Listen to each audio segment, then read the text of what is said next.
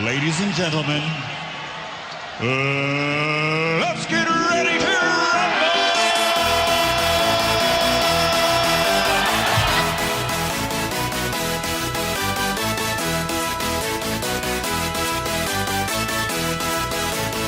Y'all ready for this?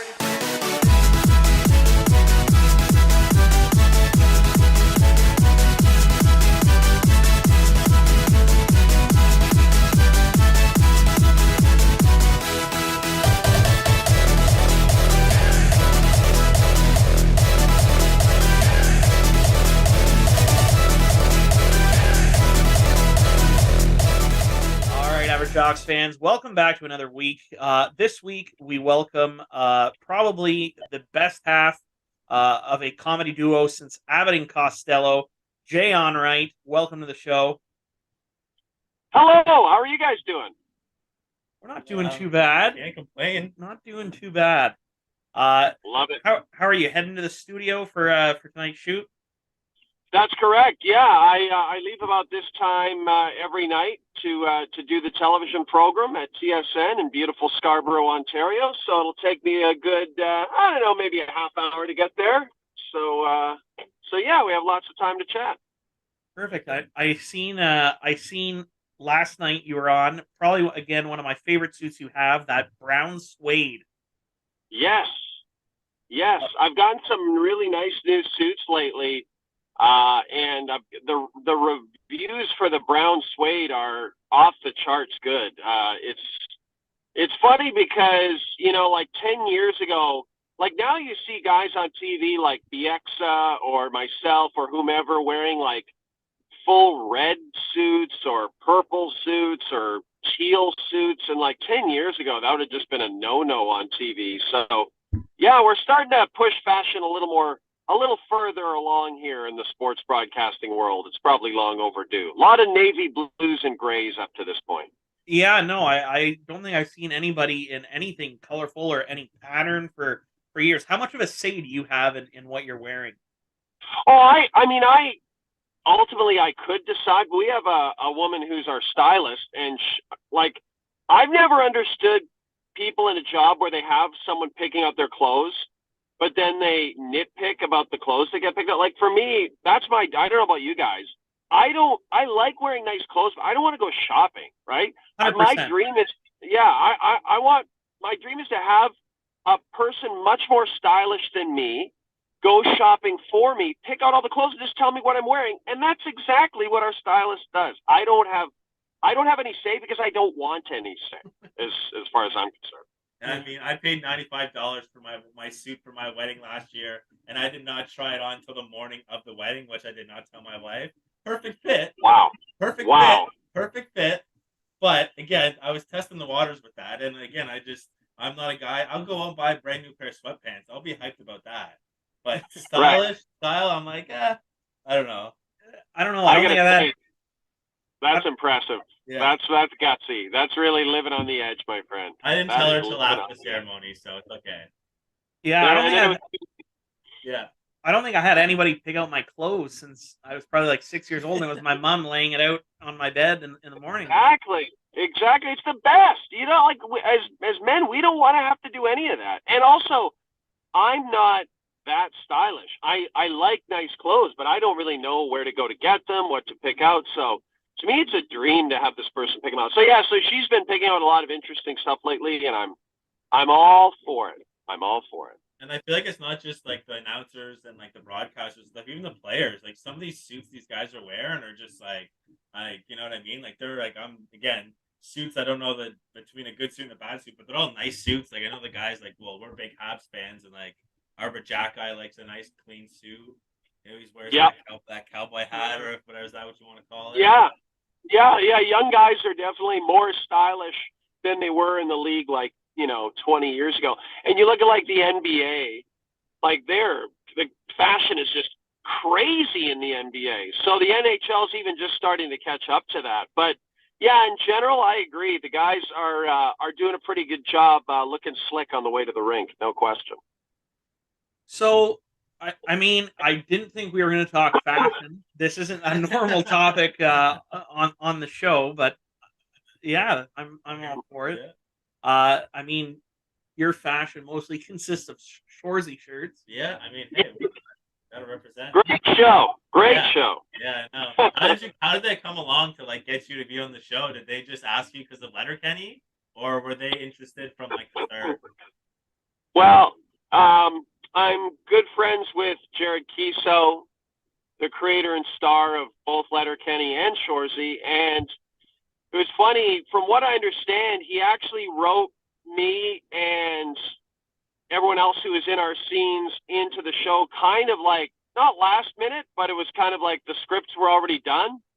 And then he just decided he wanted like an element like that in the show. And so he wrote us in there, and it was so much fun. And it was funny, like the whole process of shooting it was amazing because I was working on a Sunday night till midnight, and then when I was done work, a car picked me up in Scarborough at TSN and drove me to Sudbury, 4 and a half hours. And so I got to Sudbury about, I don't know, 6 in the morning, maybe a little earlier, 5 in the morning, checked into a hotel, slept for a couple of hours, went to set at about 7:30 a.m., shot all my scenes in about 8 hours, and then drove back to Toronto in the afternoon. That was the whole process of shooting that show. And as you guys know, they've already announced the second season. So I'm pretty sure I will be in that season as well. So it looks like we'll be getting ready, gearing up for an all-night drive to Sudbury here again pretty soon. That's Worth really it. good. Yeah, worth it. I mean, for me, I'm not the one doing the drive and short sleep and. Well, I didn't drive, right? Like, so they had a car pick me up, so I just slept. So yeah, it was great. Like, they wanted to have me wake up in the morning and fly there on the first flight, and I was like, let me just get in a car, sleep, and I'll be way more lucid and way better. And it worked out great. And yeah, just such a nice cast, such nice people, and Jared's so talented. So I was just honored to be a part of it, and I got, so many nice comments about it. So looking forward to season 2. Yeah, I am too. I'm very excited for season 2. I can't watch season 1 enough. I can tell you that. So I mean, some would say with all the skits that you've done over the years, like on TSN, would kind of be the start of your acting career. When it came to doing like the different stuff that you've done on set, whether it's your dancing, whether it's your you blew it or Bobrovsky, does that come all from you? Is this like improv? Is this like, are you being told this is what we're doing? No, it was all Dan and I. It's everything we did, we conceptualized, we came up with, we wrote, we performed. We had a producer who allowed us to do it, but for the most part, everything you ever saw was written and done by us. And originally, when we started, the funny thing is, and people don't remember this, when we were first paired together in 2002, the show was much more straightforward. It wasn't, wasn't as much comedy, because we were just really trying to make sure we didn't get fired. And then we started to push things a little bit and a little bit more and a little bit more. And TSN would push back a bit, and we kind of found this like nice balance, right? Because we didn't want to turn off the really hardcore sports fans, right? We didn't want to like have the whole show be like 100% goofy bits.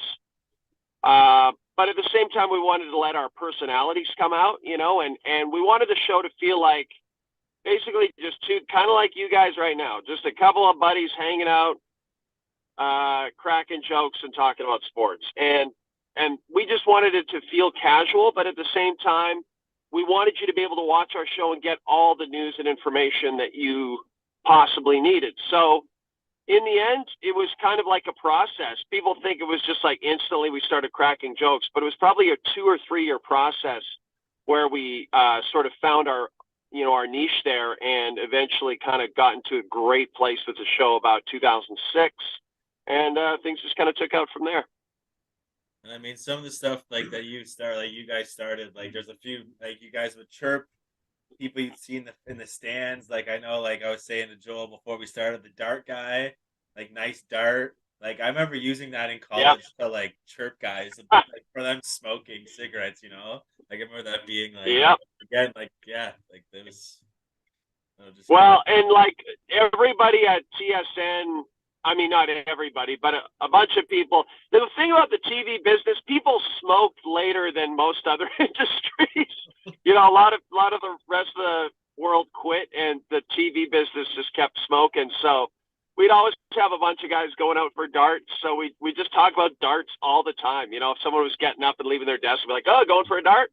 And so like little things like that, you know, just kind of bleed into the show, right? Like it was a lot of it, like I call it found humor. I think David Letterman, you know, sort of originated that, where you're finding things that are funny within the world that you exist in, right? And so that's why we love to use like behind the scenes people and sketches, and you know, kind of break the fourth wall and talk to producer Tim all the time. And we wanted you to feel like that you were almost kind of like part of a club, right? Like if you're watching our show, that the more you watched, the more you got the inside jokes, the more you got the references. And I personally love shows like that, you know, like a show like Dan Patrick's show.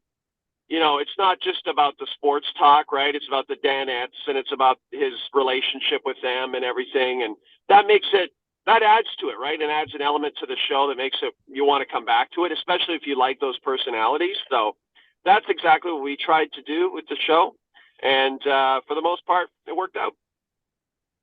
I mean, I remember just when I first started getting into sports, you know, we'd watch the ticker in the morning because you know you're going to bed by the second period, and waking up in the morning, and if it was anybody other than you and Dan, oh yeah, I was just kind of like, fuck, not the same. yeah. Yeah, I mean, I was 8, so I probably wasn't saying "oh fuck," but yeah, I mean, like I was just like, like yeah, I don't know if I care that much about the sports this morning. because you made it fun, like you Right. said, like for the younger generations, you made it fun. So like Joel said, like you wake up in the morning before school and you turn the TV on, you're like, oh, Jay and Dan will be on, you know, and you can watch the sports and get your update. Like you guys definitely made a dent in that whole like being serious to talk about sports and kind of putting a goofy side to it. Yeah, and that I have to give credit to our boss at the time, our boss who paired us together, Mark Milliere. He saw in us the potential to reach two different audiences. And this is what he said to us. He said, I see you guys being popular with the college kids when they get home from the bars, and then being popular with their little brothers and sisters in the morning when they're getting up and getting ready for school. And then those little brothers and sisters will then become college kids, and then they will watch you after they get home from the bars. And he was absolutely right. Like to this day, all the time, people say, you know, we grew up watching you in the morning, grew up watching you in college. So yeah, I have to give him credit for that, because I think, you know, I don't know. I think we were good enough to be the primetime anchors, but I think in the end, where we ended up was the better spot. And also, we ended up being on more. You know, the show looped over and over and over, so you couldn't really miss us. If you missed one show, you could just watch the next one and all that. So, yeah, it was pretty genius by him to sort of, you know, try to capture that market. That he felt that morning TV show market was kind of underserved, and that we were kind of the perfect people to do it. And yeah, it turned out he was absolutely right. I know one other big mystery that I absolutely loved the entire time watching you guys was the who is producer Tim. Yeah. And for the longest time, it almost felt like a Scooby-Doo mystery to me, where it's when are we going to unmask this guy? Yeah. And, you know, just followed him on Twitter once I was, you know, old enough to get Twitter, and I was like, God, he has like a silhouette as his you know, his photo, and he's just playing into this charade of who is producer Tim. It was good. I know. So first of all, he's the kind of person who would never in a million years want to be on camera or to have the spotlight on him. He's relatively shy. So when we started talking about him on camera, the beauty was that we started, at TSN, this is something people don't realize, and we kind of created this. Usually you didn't get the same producer for every show. We had about 6 or 8 producers, and they would sort of shuffle around from show to show, especially on the later shows that we did. So it just so happened that Tim started to do our show a little more regularly, and we started to reference him. And then he became so popular, and those references became so popular that Tim ended up getting just a full-time gig on our show. So, and then when we went to Los Angeles, Fox wanted Tim to come with us. So it worked out great because, again, it's like goes back to what I was saying to you guys about, like the Dan Patrick vibe where, Dan's talking to the Danettes like that. Tim was like our Danettes, except it was more of an adversarial relationship. It just worked well. And the other thing with Tim is that, like, Dan and I are not that smart. So we tried to push things way further than what you saw on TV. And to be perfectly honest, like, I think we would have been fired if it wasn't for Tim, because Tim was the voice of reason. He was the adult in the room, if you will. And he was the person who would say, Tim's a couple years older than me. Tim and I actually started at TSN together as writers. And he's a couple years older than me. And he's, a couple more years older than Dan. And he's just very mature. And so when we try something or say something or want to do something that might get us in trouble, he was always there to kind of pull it back and make sure we realized that there was indeed a line that we could not cross. And we needed to make sure we remembered that. So, yeah, it's just a great relationship. And then the best part is, when Dan and Tim got fired a few years ago, they ended up together at Bet Rivers. And now Tim is producing Dan's podcast, and it's going amazing. And they're doing great there. So it's hilarious because I was always closer to Tim than Dan was. Dan and Tim didn't really have a very close relationship. And I always wondered, like, if I ever, like, got thrown in jail or got arrested for something. That's not fired or got a better opportunity. It's jail. Yeah.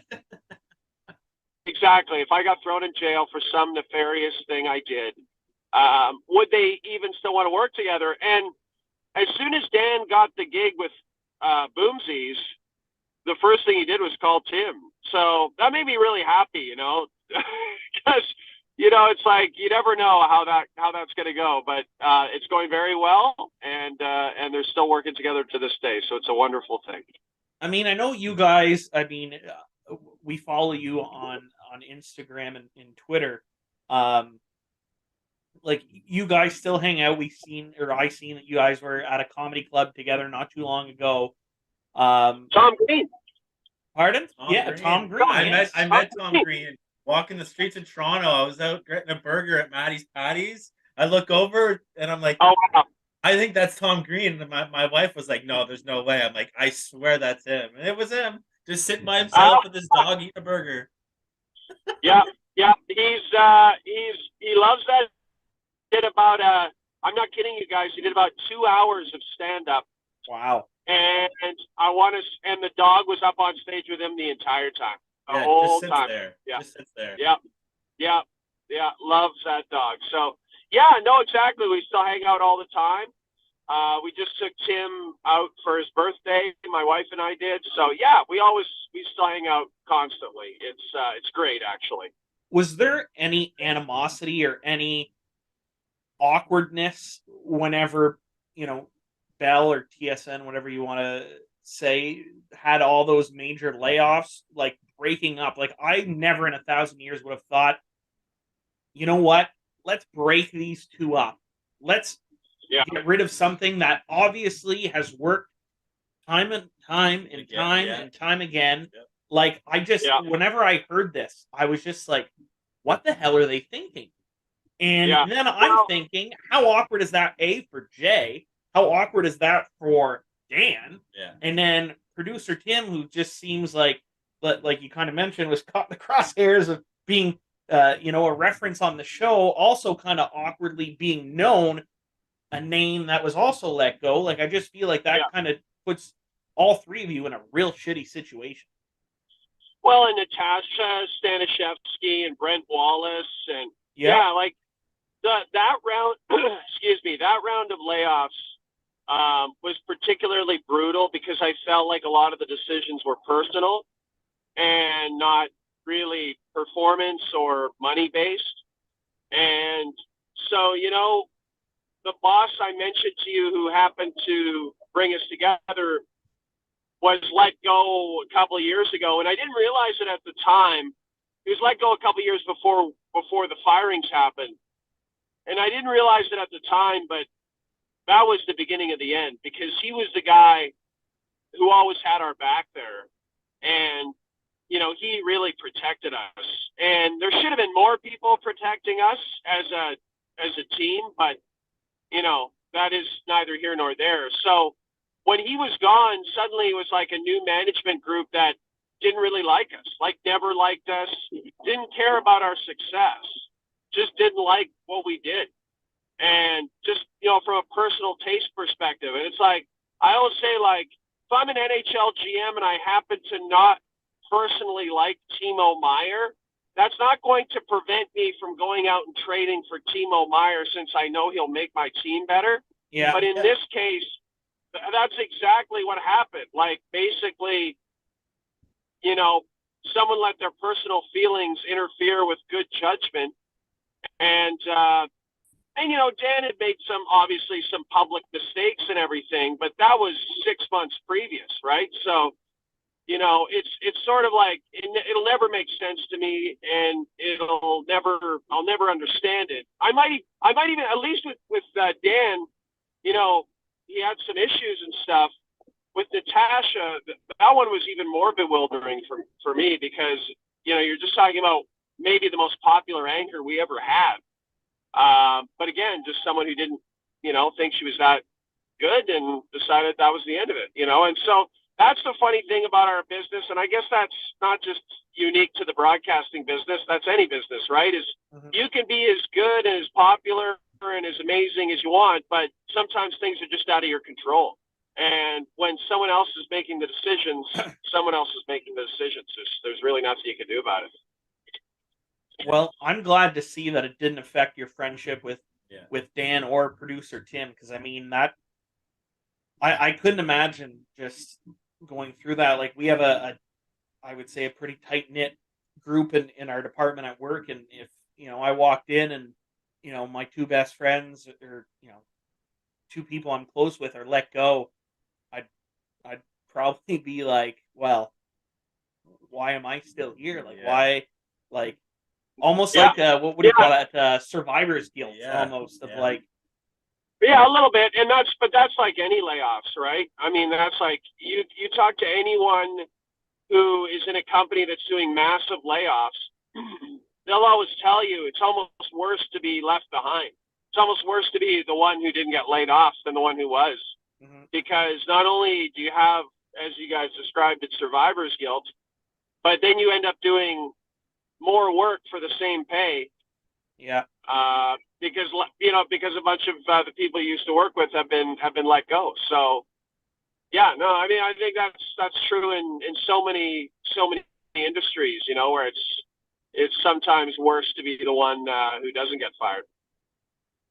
Well, I mean, for my own selfish stake, I'm glad you're still around. Thanks, guys. Me too. Yeah, me too. Still, that's what I do every morning when I get up with my kid. I turn TSN on, and there it is.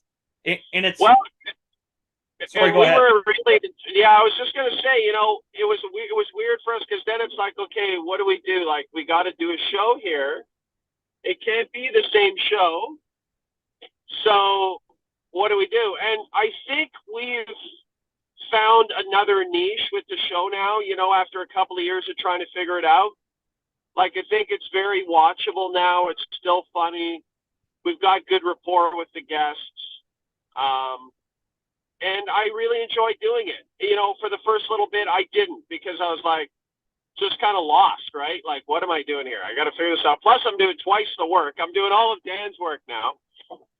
So, yeah, it was a little frustrating at first, but I do think, and I hope you guys agree, that now the show has sort of evolved into something pretty good. Yeah. Well, it's And completely yeah, different. Yeah. Like, Yeah. especially, I find even compared to when you guys left to go to Fox, like what it was pre-Fox to what it was when you guys came back is almost two different eras. It's two completely different for shows. sure. Yeah. For sure. Yeah. It had to be in a way. I mean, it's like Howard Stern couldn't watch two lesbians make out, you know, while he's in his 60s, you know, like at some point he had to pivot, and now he's like this amazing interviewer, right? And he gets all these great guests, and it's just a different show, right? Than the show that a lot of people who first fell in love with Howard Stern. It's like completely different. And I don't even have to say I'm pretty sure. I know for sure that a lot of Howard Stern fans probably aren't happy about that, right? They probably want the lesbians. And and that's totally fair. Yeah. But you can't, first of all, you can't do the same thing forever, but also, at some point you do grow up a bit, and you have to figure out, okay, what works with the age that we are in now. So when we got back from Fox, I think we kept the funny, we kept the laughs going, but it was a little bit different vibe. And now with this show, it's the same thing. We try to mix in as much humor as possible. And at the same time, I know, like, the type of person who's watching our show in the morning, it's probably someone like yourself who's got kids and has to get to bed early because that kid's going to keep you up all night. And maybe it'd be nice in the morning if you could just flip on a show and just get caught up on everything. That's the kind of thing we're trying to provide at this point. A little more chatting too. But yeah, it's almost like we never deliberately set out to make things different each step of the way. It just kind of happens naturally, right? It just kind of happens. Yeah.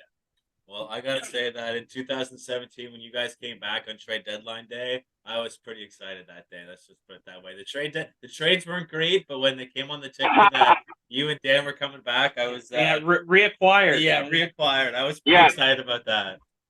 It was fun. That was really fun to put that together because I believe there was only 4 people other than Dan and I who knew that was happening until the announcement was made. So it was my boss, Mark, at the time, his boss, and then Bob McKenzie. Of course, and Bob McKenzie knew. Yeah. He breaks all the trades. And then the producer of Trade Center, Bill Dodson. So those were the only 4 people out of like literally hundreds and hundreds of TSN employees and like some close friends of ours. We didn't say anything to anyone. So when Bob made that announcement on Trade Center, like literally everyone in the studio did not know. Duffy did not know. Everyone in the control room did not know. Like nobody at TSN knew. And so the reason we had to tell Bob is we're like, okay, Bob, you're gonna break it, and so you got to know about it. So it was pretty special because we were able to kind of surprise everybody back at work as well, and it just worked out so well. It was such a nice reception that we got, that we were coming home, and yeah, that was a really special time for sure. And that whole summer was really fun. Just the anticipation of coming back and moving back, to Canada and everything that was a really special time. The first couple of years when we were back were just great. Like I said, then our boss got fired and things went south quickly. but the first couple of years were an absolute blast for sure. Well, you know what? I can share that sentiment. I feel like if my boss at work currently got fired, at least me and I can think 2 other people in my department, we have antics. We're not on TV, but we like to have fun, and I don't know if it would be as well received with any other manager in the building. Yeah, and that's what happens, right? Like it's so funny because so much of TV is like who's in charge, who's making the decisions, and what is their taste, what is their opinion. I find in general the places that have worked the best TV wise over the years are the ones that have 1 or 2 people tops. They're making all the creative decisions and they have a singular vision. and all the places that have not been good have been like way too many cooks in the kitchen kind of vibe. Mhm. So, now we have a bit of a too many cooks in the kitchen vibe. Yeah. When we came back, we had a singular vision. So, I think we'll get back to it. I know we're working toward it, and when I love my crew. Like, we've got an amazing crew, and they're all kind of guys who grew up watching me. So, they know what I need, what I want on the show, how I want the show to be done, and they are all in the same mindset. So, I think we're in a good space now, and we'll see. We'll see how long we can keep it going. Well, I know I hope it's forever and ever. Yeah. Me too. Me Yeah, too. Well, me too. at least a little longer. I mean, I'd love to retire someday, but definitely would love to do a couple more years of this show, because I think it's like one of those things where you work so hard to get a show that nobody really was looking for this show. Everyone was upset about Dan leaving, so you're up against it, right? Even as you're starting, you're like, Mhm. you're trying to do something that no one really wants at this point, but you kind of just have to forge ahead. And I think now we're kind of in a good place with it. So I'd love to see it through for a little longer and really, see what the potential of this format is. I mean, I appreciate you sticking it through. Yeah. Yeah. Thank Again, you, for my guys. own selfish reasons. Yeah. Thank you, guys. That's perfect. That's the reason I do the show, for other people's selfish reasons. Yeah. Yeah. No, I love it. Like I said, that's the only. I have the TSN app, and every morning, like I said, wake up, turn it on, and Yeah, I mean, I'm not a morning person at all. yeah, wait till you have kids, then you'll be a morning person. No, never. Never. I'll take the night shift. I cannot do mornings. But that is the only thing that gets me through. If not, I would probably be joining you in that hypothetical jail cell. Yeah. Yeah. Hypothetical jail. I've Yeah. been there many times. I'll be back there again soon. For sure. And like, it just you make my mornings bearable. Yeah. And Good to hear. I really appreciate it, guys. Thanks for saying that. no problem. You have some hockey stuff here. I feel like I mean, I don't know. Like, we we're just going. opened up, and I feel like it just kind of, this whole thing has went Okay with that. wherever. That's why we're average jocks for a reason. Right? Yeah, yeah. We were average, maybe like HR people, Yeah. part of this. Average fashion designers at the Yeah. beginning. Yeah. No. Yeah, I think we did really well. I think we really covered it. We really ran the gamut here. And I feel like I got to the core of who you are as a person. Yeah. You might be the only one. You guys might be the only people to get to the core of who I am. Not even, neither of my wives even could figure that out. Hey, third time's the charm. I mean, little hockey. I know. How much time do we have? I can maybe do 5 more minutes. Perfect. Yeah. Do you want to? Let's just skip to the fun part. Yeah. So we'll make sure at least we get that done. Yeah, and we'll hammer Craig Button with all the hockey stuff next week. Yeah. Oh, nice. Craig's the best. Yeah. He's fantastic. We covered the World Junior A tournament that was in Cornwall this winter, in December actually, and Craig was on the show for a little bit. We did some intermission interviews and stuff with Craig. He was awesome. Just a class Oh, that's act. great. Yeah, he's just an amazingly kind person. He's the guy who knows everybody's name at work. He's just one of those guys who's really thoughtful and yeah, can't say enough good things about Craig. Yeah, no, he was. He could tell. Obviously, I was nervous. Normally, we do all this over Zoom, so I never have to worry. Right now, I'm in sweatpants. I just have to worry about dressing my upper body. Yeah. And I'm standing next to Craig Button, and we're live, and we have 15 minutes to get this take right. And he could tell I'm nervous, and at the end, he goes, "That's great. Love the name." He says, "You have a cell phone?" And I thought that was a strange question. I mean, yes, doesn't everybody? And he's like, "Give it to me." And I gave him my phone, and he put his number in. He says, "Text me." And I was just like, Okay. I have Craig Button's number now. Yeah, there you go. Yeah, that's awesome. But no, super down to earth, and I mean, Yeah. again, weird to even think that I'm talking to people that I consider celebrities. Yeah, for sure. If you would have told 8-year-old me I'd be video chatting with Jay Onrait on a Tuesday night while he's driving TSN, he's driving the TSN to do his. I would have said no chance. Yeah. No chance. Yeah. There's better chance that the Leafs win the cup. Yeah. And but dream big. That's what you got to dream big, baby. Yeah. That's it. So Jay, we have a segment. Adam prepares 3 questions called Yay or Nay. It's pretty much just a thumbs up or a thumbs down to some hockey questions. I don't know what they are, so you and I are going in blind. So I guess we'll just see what Adam's cooked up this week. All right. So this week, the first one is: should there be a shot clock in the shootout for the shooters? Just because I don't think. Sorry. Okay, who are we doing this? Am I going first? Yeah, you can go first. You can go first. Yeah. It sounds like you have a hot take.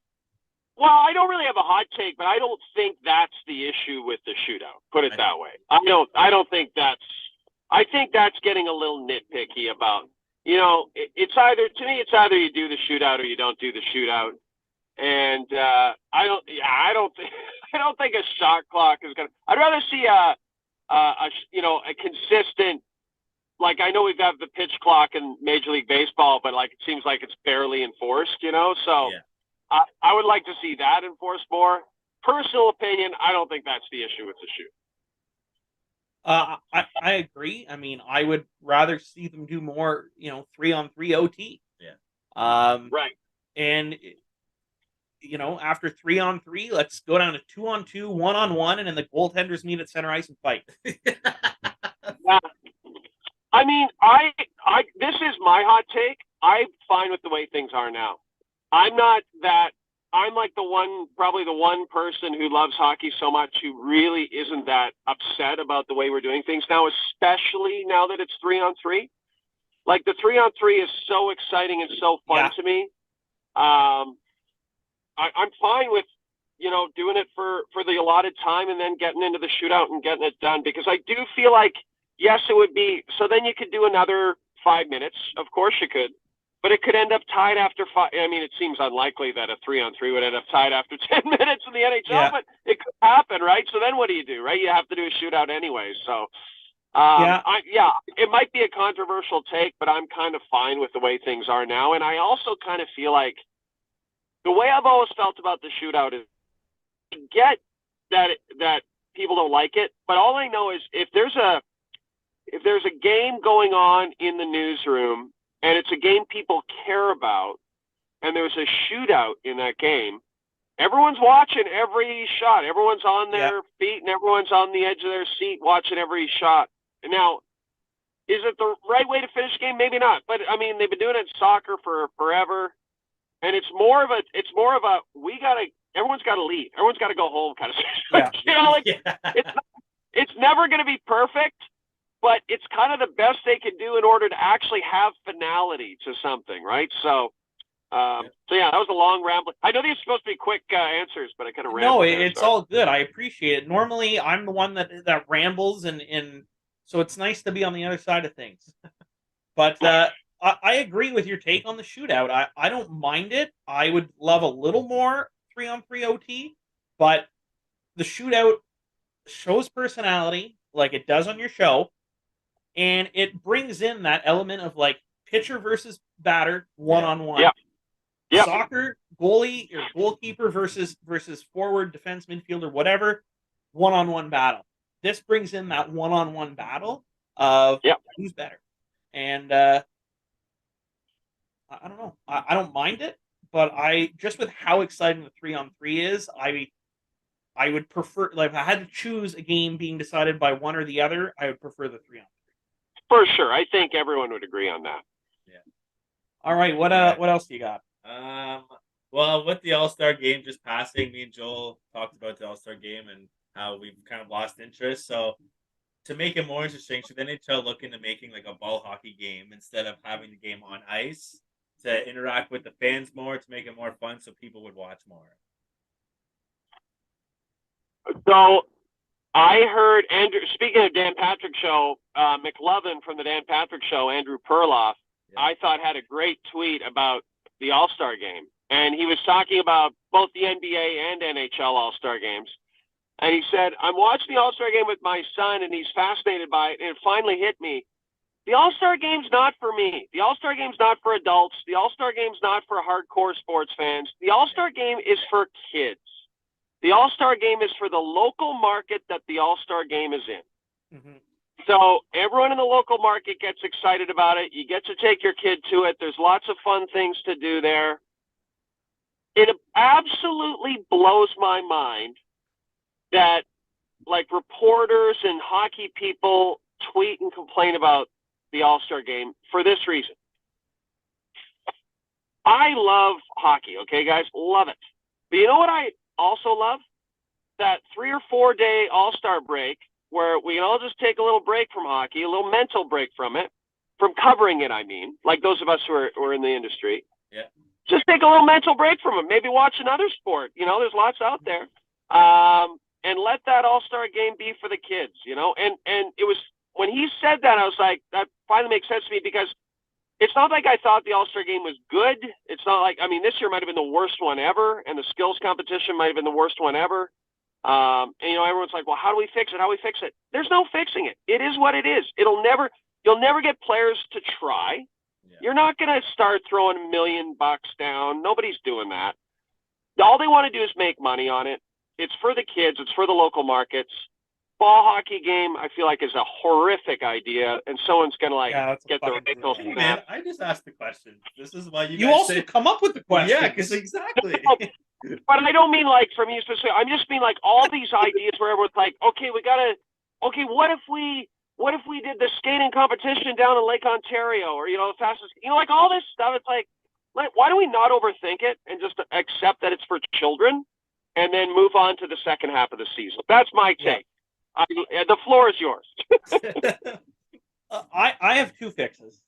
First, I think they should do like what the MLB and the NBA are doing with the celebrity games. I would be more interested in seeing Jay Onrait, you know, maybe Darren Pang, you know, plus a bunch of celebrities. Maybe get Jay Beebs in there. Yeah. You know, get Drake on skates, and play a little celebrity game. And, you know, you don't want, I'm not sure you'll get two full teams of celebrities, but mix in some retired players, you know, and see what that brings. I think that would be fun to watch. And it would draw a crowd. Yeah. My second fix is there's so many sponsors to the NHL All-Star game. You see the advertising everywhere. Why don't you have these guys like, okay, Ford is advertising. This thing's sponsored by, or it's Honda, sorry. Don't want to offend anybody at Honda. Honda, why don't you throw out a car? Winner of the hardest shot gets a car. I think they do that in baseball, don't they, for the home run derby? Yeah, but that's the thing. Like, you have all these sponsors, throw something at them. You know, right. the winner of this is next year's cover athlete for EA NHL Sports. Right. Like, yeah, I like those ideas, but is that going to increase viewership? Yeah. I think guys will try a little more, which from the complaints I've seen may have been I understand the kids' appeal in that, and I'm more interested actually in the skills competition than I am the actual game. But I think guys would try more if there was something on the line. Yeah. The skills always gets higher ratings than the game does. Yeah. Yeah, you might be right. I mean, you might be right. But, I mean, did you see today they announced, like, that the finalists for, I can't remember what All-Star game in, like, 3 years, so, like, Seattle, Edmonton, and Detroit. Yeah. And Brad Marchand was like, good luck getting guys to go there, right? So already the seed's been planted, right? They don't want to go in the first place. Yeah. They'll go to Florida because they can bring their wives and girlfriends and families. It's fun. Yeah. Brad Marchand's just saying what everyone's thinking, right? Like, and it's the best. They're not going to want to take a break and go to Detroit for 3 days in the middle of winter. I don't think you want to go to Detroit ever. I've been to Detroit a handful of times. It's a scary place once the sun goes down. So, like, I guess that's my point. Is like the real issue is getting them even to play, right? And when they really don't want to do it. So yeah, I don't know. I just don't think there's any fixing it. We have time for one more. I got to run here. That's it. We only have one more. I was just gonna say we'll throw one more at you, and then we'll let you get to work because, well, I'm going home to bed after this. I don't know about him, but we'll see you in the morning. Yeah. All right. And the last one is with all of these injuries happening this year. Do you think the NHL should get rid of back-to-back nights, like when teams play back-to-back? You know, like again, comes with the All-Star game. Some like Montreal had 12 days off at the All-Star break. I understand they're trying to implement this bye week for teams, but do you think they get back-to-back nights? Like, Toronto played Montreal and then played Chicago, or vice versa, something like that. It's a good question. I mean, it seems like it's almost like they're doing the opposite, where they're starting to do these like not only games of back-to-back nights, but like in the NBA where they're doing they'll do like 2 games. The Raptors will play like 2 games in Detroit over 3 nights. You know what I mean? Like they're trying to almost like establish like a little mini playoff series or something like that. Would it help? It'd probably help, I would think, to get those extra games in there. Yeah, I don't know why you have to have back-to-back nights. Like I don't really see what the necessary purpose of it is, unless it's just a scheduling issue. Where NBA teams are sharing arenas with NHL teams. But I'm not sure. I think anything would help for sure, because the injuries have been out of control this year. There's no doubt for every team. Anything would help. I say yes. I'm in favor of it. I would say I'm also in favor. Let's go. But then my question is, and just from, I guess, recency bias, like when Josh Norris came back and he was allowed to get 5 opinions on a doctor, and 4 of them said no, and the 5th one said yes. To me, it should be, if everybody's being seen by the team doctor, it should be, you obviously hire the team doctor for a reason, trust what he says. If you're not good to go, it shouldn't be the player or the agent that's like, let's go see an opinion here, opinion here, opinion here, opinion here, until somebody says yes, they come back, get hurt again, he's out for another 8 months. Yeah. Like, to me, there's more to it, but there's stuff behind the scenes. I agree with you 1,000%, but I don't think you're answering the question. Yeah, that's fair. Yes, I agree. You're talking about something completely different. But by the way, I completely agree with you. I find it bizarre that that players kind of go outside of team doctors like that. And I know people will be like, well, team doctors are biased toward the team. So maybe a second opinion, but like to go to the 4 different guys, and then get a 5th guy who says yes because he's like the doctor on The Simpsons. Dr. Nick. Yeah, Dr. Nick Riviere or whatever. I completely agree with you on that one. Couldn't agree more. Well, I mean, that wraps up Yay or Nay, and I just want to say it's been an absolute honor, Jay. Wait, if it was called Yay or Nay, why didn't you tell me that? And I could have said Yay or Nay. Did I say that? I don't remember, dude. I don't remember. So, what would you say I just did then, Jay? You blew it. Yeah, I blew it. To be honest, I figured one of us would blow something, and my money was on Adam. I mean, that's fair. But you know what? It's about time that I circle the 0 and start back over on days that I screwed up. That's funny. Well, thanks, guys. I really appreciate being on. It was really fun. Hey, no problem. Thank you so much. We hope to have you on again sometime. I'll see you in the morning. Yeah. Sounds good. We'll see you in the morning. Get some sleep with the baby. Yeah? See you guys. Bye-bye. Both guys, 5 minutes each for fighting! We'll role play here. I'm the tough guy on the other team. What's your speech? What are you telling me to get me to go with you? Well, it depends who you are, right? I would say that was maybe one of my good, and one of my strengths, like the mental game. I used to love to play head games with the guys, because if you get in their head, and that would start in warm-ups, or even before that, we didn't have Facebook, but I think we had like the forums on the forum there, the discussion forums. So we could probably talk shit in the internet a bit, but we didn't have a whole lot that we could do during the week. Like we didn't have any social media, but as soon as you show up at the rink, you're in the lobby. If you want to send a message, well, that's what I would do. I'd screw around there, or even, I mean, you go pretend tu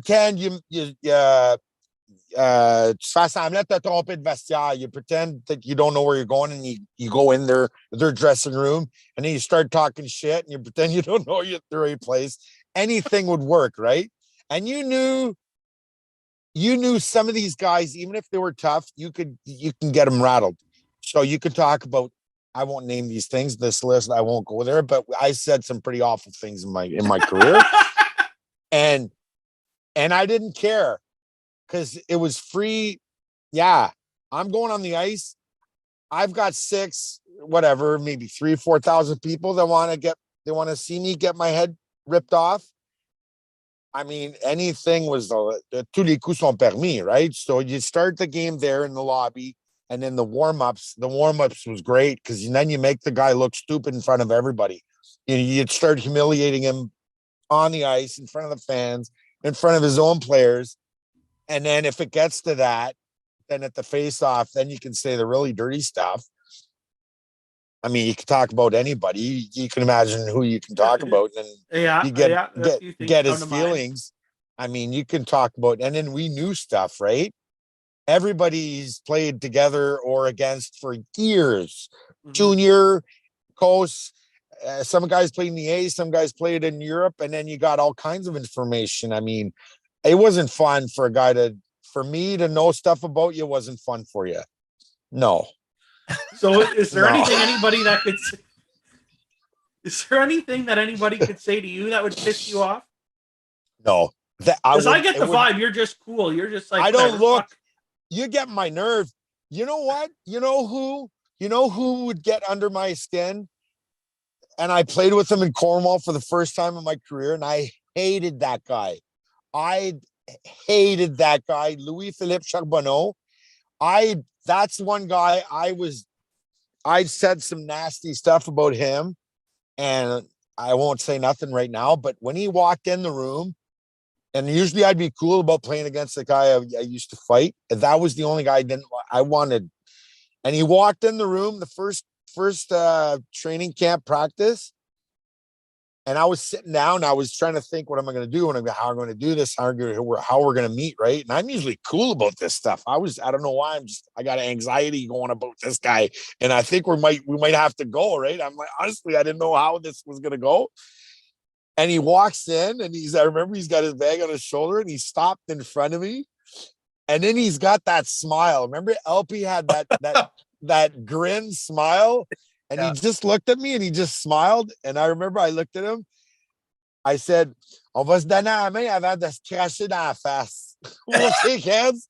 We'll shake hands before we spit each other. And I just shook his hand, and that was, from there, it just went on great. But yeah, so I hated him. I actually hated him. Looks something like that? Oh, yeah, exactly. Yeah, okay. And he was bad. He was bad. He's the only guy that got under my skin, but I never let him know that. We said earlier there were no weasels. LP might have been a weasel. For sure, but he could go, right? He was one of the top guys of the league. I remember him breaking Mike Verano's nose in the playoffs there. He was tough. LP was tough. Yeah. But yeah, he was a weasel for sure. He could get under your skin, but he always stood up for it. And for sure. Broke Verno's nose and then went by the crowd and did the old it's gushing. LP was bad. He had no scruples. He had no scruples, no feelings, no nothing. Yeah. But yeah. And you know what? Thinking back, the only guys that I can vividly remember being this guy's gonna fight was yourself, Allard, Desarmo, Rabbi. I don't even think I can remember LP fighting in my head. He didn't fight that much, but he was at a stage in his career where he didn't have to. He got into. He put on a show. He didn't fight as much. He had a lot of shoulder problems. I remember he had health issues for fighting, but he was a shit disturber. He went from really tough I fought him in the East Coast League. He was one of the toughest guys there. And when he showed up in the senior in Quebec, he went from like being a power forward and then fighting obviously like tough. But then after that, he put on not the weasel gear, but he went on to be more of a shit disturber, but tough as nails, but being more of a shit disturber and like to be a pest. Yeah, he was more of a pest. Yeah. Yeah, Hey, I mean, when I think he went on to he won back-to-back championships. He Yeah. won with us, then went to the Saint Jean Chiefs and won in the LNAH. And if you watch like the YouTube video, that is typical LP Charbonneau in the warm-up imitating Tremblay. Tremblay with the shoulder pads. Shoulder pads, he's got Tremblay in the back. He's got, oh my God. I don't know if I would have been able to finish warm-up. I still watch that clip and die laughing. That is LP Charbonneau getting in their best player's head. Corey, I'll give you a one-upper on the back-to-back championships. When I won in Cornwall, that was my first championship, right? I had went to the finals once in St. Georges. I won in Cornwall. The next year, I went to St. Marie, got traded to Shawinigan in the Central League. I won there. The year after, I won back-to-back in Shawinigan, so that was 3 in a row. The year after we folded there, I went with Bobby and the boys in Pont Rouge in the North American League and won there. That was 4 in a row with 3 different leagues. And then you went to the Federal Hockey League and they won there. No, I didn't win there. I didn't win that year. Well, they only played once and we won. No, the year they won, that was the year before. I played with the Warriors the year after. And then we lost. We lost to Thousand Islands, I think, in the semi, not even semis. We lost the first round. But no, the year they won, that was the year before me with Pat Durasp and those guys. Yep. Yeah. So were you there when Mafouz was there? Mafouz was there the year I was there. Yeah. That's one guy in year one. Whenever I seen him come out in warm-ups, I said, "This is my new Paul Chance." Yeah, he reminded me a lot of you. Yeah, he was a little Tasmanian devil. He wasn't a very big guy, but oh my goodness, yeah. Mafouz, he played forever. I think he played last year still. Yeah. In that league. Yeah, he went on forever. Where is he from, Corey? Isn't he from the Ottawa area? From Ottawa. Okay. Yeah. So much good local hockey. We haven't even dove into the NHL. Like, we haven't even talked about anything that I had on my list of talking about. I didn't play for that long, though, Joel. I didn't play for that long in the NHL. I don't have many memories from the NHL. Well, no, I just wanted your perspective on some of the physicality in the league. But I'm just so enthused. I could listen to you guys talk all day. These stories, you know what? We'll have to do it again, Joel. We'll bring in a few other players. We'll make sure we got some crunchy ones to come. Some of the guys that don't have that's too much. Fine. I think filters. My first thing I'm doing after this is trying to find Benoit Deschamps. So he can come on and defend himself. Ben Deschamps is not much of a talker. Like, yeah, he's more of a. Yeah. I don't know. Well, you find me Joel Theriault then or LP Charbonneau. Oh yeah, I'll make sure we get you some good customers there, Joel. Okay, and you find me where I can get another Paul Chance jersey.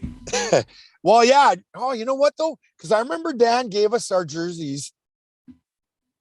I gave it away for sure because I don't have any jerseys. I gave all my jerseys away, but I'll try and find that. But no, I got something for you. It's not a jersey. It's something even more special.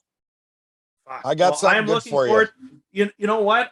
Once we finish recording, I will show you exactly where I'm going to put it. I have my signed Carey Price jersey, and I will make room right next to it, whatever it is. I got my signed Sheldon Souray stick and my seat from the forum, and then I got my Comet stuff in the corner. I have your championship photo. That's awesome. It's going in the bar. Beautiful. That's where it's got to go. I have a list of special drinks, and I think I'll name a Corey one and a Paul one. Hey, you know what? It's awesome that we did this with Corey together because I hadn't talked to Corey in years. I think we went to camp. We went the next year to St. Marie Beauce to camp together, and after that, I never saw you again. Yeah. I don't think we. Yeah, I ended up in Cowansville with Lamoureux and Thibault. Won my Oh, that's right. championship was the Comets. My first was the Comets, and then I won the next year in Cowansville with the boys again, and You did. That's right. that's when it kind of ended. And I played with the Warriors for a little bit, but me and the owner really didn't get along there. But The did we first- play- yeah, I didn't play with you at the Warriors, right? That would have been the year before. Yeah, Okay. so That was a strange team. I feel like half the time you'd show up and you'd get the lineup card, and there's five guys that played, regularly, and the rest it was a mixed bag, and you didn't really know who was playing that night. That league was something else. Yeah, that wasn't. Well, there's a reason they made Slapshot after it. Yeah, even as much as you know what. See, that's the thing. The difference between the whatever, I don't remember the name of the league. It was like 10 letters. Yeah, it was. No, but when I played for the Comets, Yeah, with the Comets, Ligue Senior. Provincial. Ligue Yeah, d'Hockey Senior Provincial. Yeah, LSP. LHPS or LHSP or something. There was an H in there. Yeah, LHSP. But see, in that league, okay, yeah, it was kind of whatever, like the president and the rules and the regulations was kind of whatever, but at least they wanted us to put on a show. The Warriors, that league, you couldn't do nothing. They'd suspend your ass. I got kicked out. I'd have to look at the stats. They kicked me out. I got suspended. I wasn't even allowed to coach anymore. They suspended. They were so scared that something would happen. I mean, they suspended me for the last time. I think I got. Actually, they banned me. They suspended me for the rest of the year. You and played I did nothing. 28 games. There you go. 28 games, 144 penalty minutes. Yeah, they kicked me out. Not bad. You're only a -1. There you go.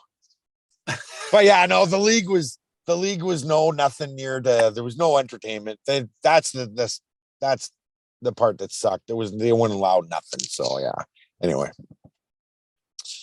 Yeah. Well, I'll let you boys go for this one there. I won't keep you much longer. We've already been at it for over an hour, but I would love to get back on with you guys in the near future. I'll do some more research. I'll get you some more crunchy ones. Yeah, anytime you want, I'll make myself available. This was fun. I loved this. Oh yeah, this was good.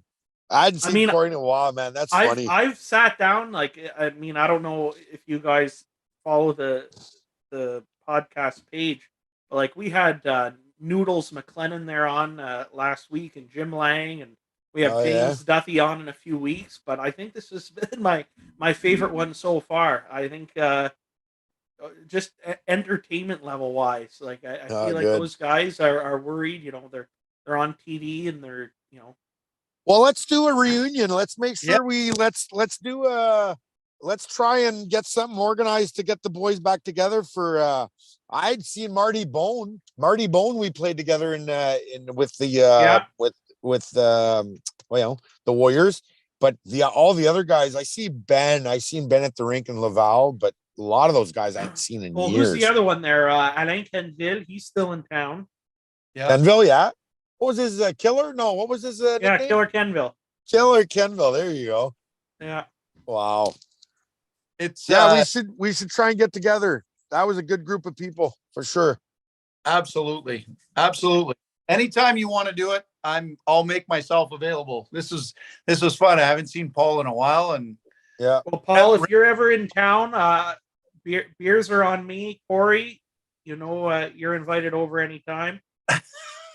Awesome. Yeah. Thanks a lot, Joel. Thanks a lot for the invitation. It was good. It was fun. Brings back good memories, that's for sure. I hadn't talked about this stuff in years. Well, I'll go break out. I'll make sure for next time there I get a little more of the Comets memorabilia out. How about we do this? How about we do a live show from Cornwall? Let's invite the boys out, Denny Lamoureux and those guys, and let's do a live show. Just everybody there on place. Screw the Zoom shit. Let's make sure we do a barbecue and get together. You know what? We can set that up. That would be cool. For sure. That would be really cool. Yeah. No, I'm just throwing out. Hey, you know what? You know what we can do? Actually, Justin and I are covering the World Juniors that are coming to Cornwall. We Hockey Canada just sent us our passes. Wow. So what I'll do is we'll be working with the local TV station here, and I'll see what they can do to kind of get like a panel. And Justin and I can kind of lead a panel and have you guys there, and then we'll do something a little less informal where we can have adult drinks. Adult conversation as well. Yeah, and I'll make sure my fucking hose is turned off. Yeah. You're not nowhere near my fucking hose, Paul. Cut the water supply. Good stuff, man. Make sure the fire extinguishers are away too. Yeah, I'm gonna have to let the Cornwall Fire Department know it's false alarms. No one coming to my house. I've got some contacts with them. I'll let them know. Yeah, you let them know. All chances in town. Oh wow!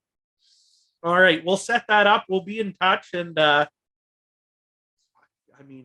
got a lot of stuff to comb through now. Sounds good, guys. All right, you boys have a good night, and we'll be in touch. All Cheers, right, guys. Peace Thanks, out. Take care. Yeah, take care, guys. Thanks. Bye. Yeah. See ya, Corey. See ya. Thanks again for coming on.